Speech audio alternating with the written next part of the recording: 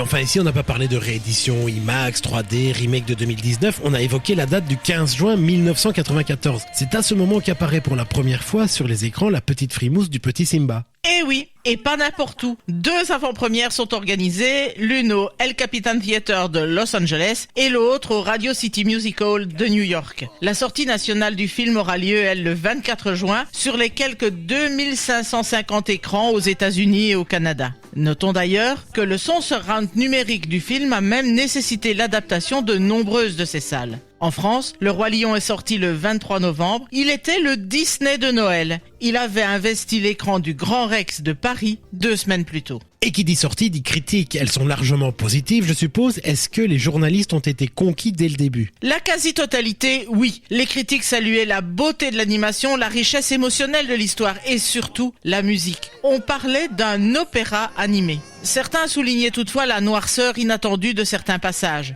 La mort de Mufasa, bien sûr, qui a traumatisé des millions d'enfants. Pour autant, cela n'en faisait pas une faiblesse, au contraire. Pour beaucoup, c'était la preuve que Disney avait grandi et qu'il osait explorer des émotions plus complexes. Le New York Times titrait « Disney fait rugir son ambition », tandis que le Los Angeles Times parlait de « chef-d'œuvre visuel et émotionnel ». On peut certainement dire que Le Roi Lion laisse un héritage dans l'univers Disney et plus largement dans la culture pop. Et c'est immense. Le film a engendré une comédie musicale à Broadway, lancée en 1997, 3 ans après la sortie du film, et qui a déjà enchanté des millions de spectateurs à travers le monde. Mais ce n'est pas tout. Il a inspiré plusieurs suites, séries, Timon et Pumba, La Garde du Roi Lion. Et il y aura encore un remake en images de synthèse en 2019 et un préquel en live-action également centré sur la vie de Mufasa. Un Roi Lion qui symbolise le sommet de la renaissance Disney mais aussi qui est une leçon sur la vie, sur la responsabilité et sur l'importance de ne jamais oublier qui on est.